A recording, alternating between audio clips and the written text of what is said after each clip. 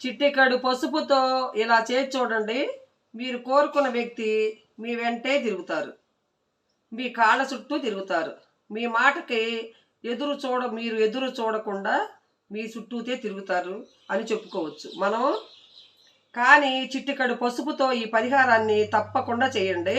అలా చేసుకుంటే మీకు మంచి రిజల్ట్స్ వస్తుంది. అలాగే కాకుండా ఏంటంటే పసుపు గురించి అందరికీ తెలిసిందే కదా. పసుపు శుభసూచకము. పసుపు అనేది చాలా శక్తివంతమైనది. మనం వాడుకుంటాం కదా పసుపుని రోజు.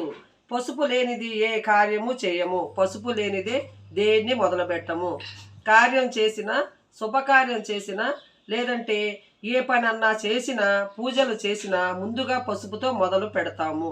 పసుపు చాలా శక్తివంతమైనది. అలాగే ప్రకృతిలో పసుపుకి చాలా ప్రాధాన్యత ఇస్తారు. హిందూ సంప్రదాయం ప్రకారం కూడా పసుపుకు చాలా ప్రాధాన్యత ఇస్తారు. కాబట్టి పసుపుతో ఈ పరిహారాన్ని చేసుకుంటే చక్కని ఫలితం అనేది వస్తుంది. అది చూసి మీరు ఆశ్చర్యపోతారు అని కూడా చెప్పుకోవచ్చు. మీరేం చేయాలంటే ఈ పరిహారము ఎవరి మీద అయినా చేయొచ్చు. మనం ఇష్టపడ్డ వ్యక్తి ఎవరైనా సరే మన మాట వినాలి. మనం ఫలానా వ్యక్తిని ఇష్టపడుతున్నాము, ఆ వ్యక్తి ఎలాగైనా సరే మన మాట వినాలి. మా మాటకి ఎదురు చెప్పకూడదు. మేమేం చెప్పినా సరే అనాలి. మా మాటకి ఎదురు చెప్పకూడదు. మా భర్త ఎప్పుడు మా మాట వినడు. అలాగే మా భార్య మా మాట వినదు, ఎదురు చెప్తుంది, అస్సలు వినదు, పట్టించుకోదు. మేము మా భార్యని చాలా ఇష్టపడతాము, కానీ మాట వినదు, పెడచెవిన పెడుతుంది అని అనుకునేవారు ఖచ్చితంగా మీరు ఇష్టపడే వ్యక్తులు మీ పరంగా ఈ పరిహారం బాగా ఉపయోగపడుతుంది. ఇది ఒక రకంగా చెప్పాలంటే తంత్రశాస్త్రంలో చెప్పిన తంత్ర పరిహారము అని చెప్పుకోవచ్చు. దీనికి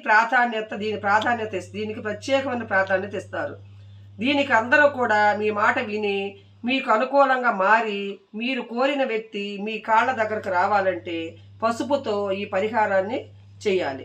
ఇది ఎలా చేయాలో చూద్దాము. పసుపుని అంటే కూరల్లో వేసుకునే పసుపు కాదు, పరిహారానికి అది వాడకూడదు. 10 రూపాయలు పెడితే ఒక ప్యాకెట్ వచ్చింది. వాడని పసుపు ప్యాకెట్ తెచ్చుకోండి. లేదంటే పూజా గదిలో ఉండే సపరేట్గా పెట్టుకుంటారు కదా పూజా గదిలో పసుపు అనేది, ఆ పసుపు అయినా వాడవచ్చు. చిట్టికడు పసుపు తీసుకొని ఈ పరిహారాన్ని చేయొచ్చు.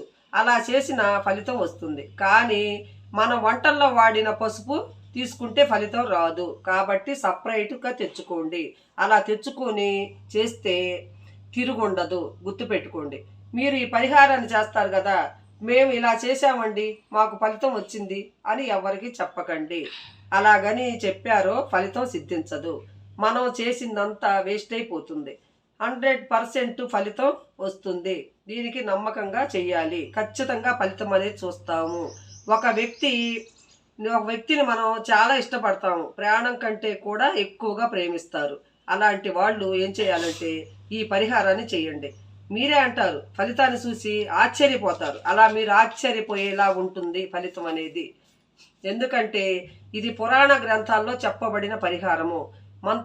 తంత్రశాస్త్రంలో కూడా చెప్పబడింది. ఇందులో అన్ని తంత్రాలు, మంత్రాలు, పరిహారాలు ఉంటాయి.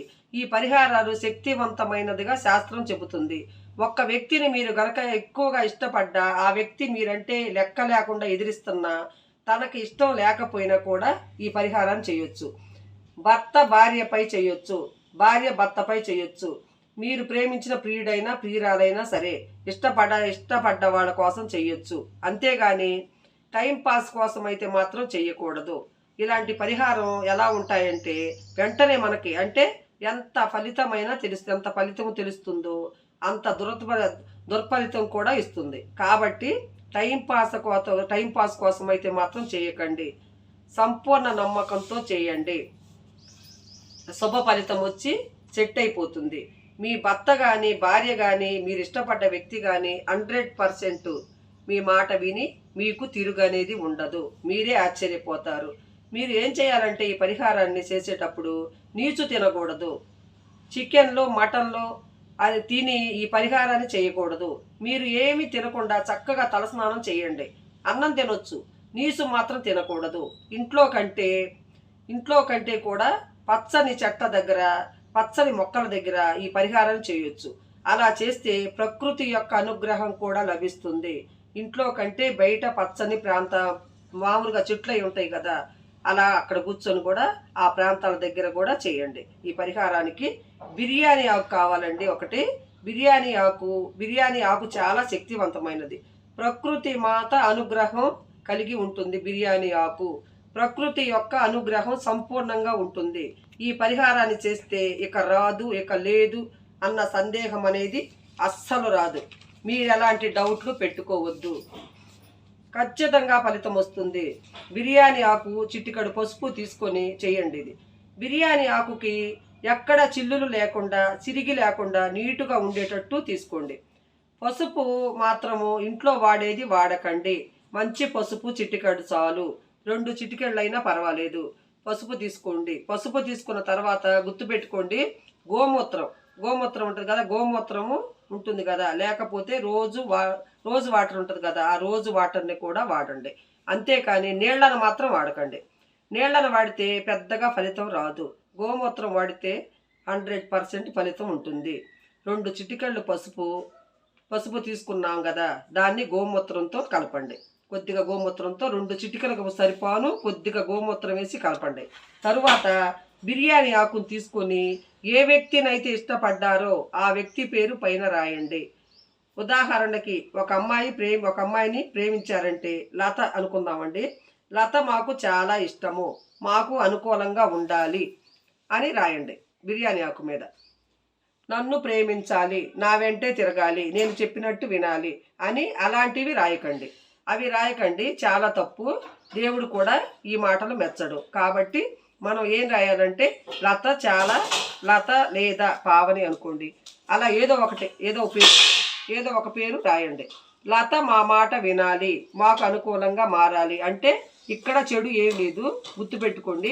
కేవలం మన మాట వినాలి, మనకు అనుకూలంగా మారాలి, అంతేగాని వెంట తిరగాలి, వెంట ఉండాలి, మన అవసరాలన్నీ తీర్చాలి, తీరిపోయాక వెళ్ళిపోవాలి అని రాయకండి. అలా రాయకూడదు. నా అనే అక్షరాన్ని వాడండి.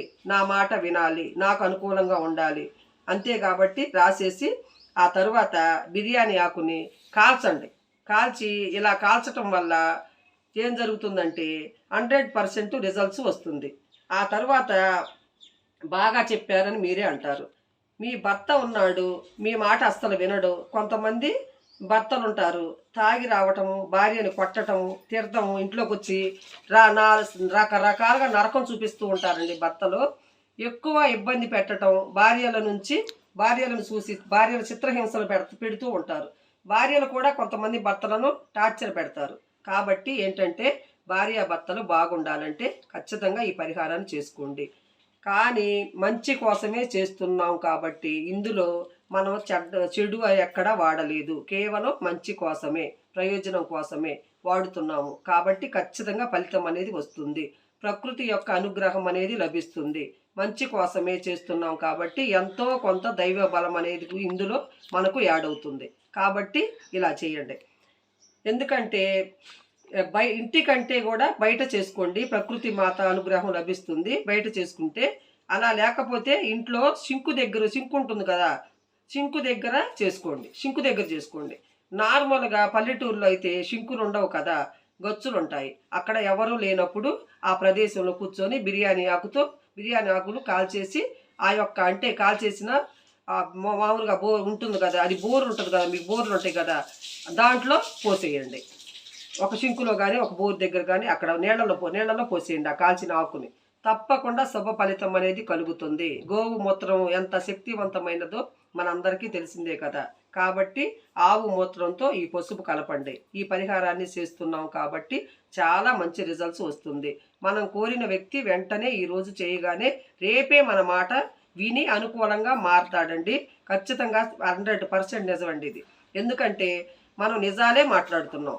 శాస్త్రాల్లో చెప్పేది కనీసం 5 రోజులు కానీ, 11 రోజులు కానీ, 21 రోజులు కానీ ఆ వ్యక్తి మన మాట వినడం, మనకు అనుకూలంగా మారటం, మనల్ని ప్రేమగా చూసుకోవటం, దగ్గరైనట్టు ఒక ఫీలింగు, ఒక భావన అనేది రావటం జరుగుతుంది అని శాస్త్రం చెబుతుంది.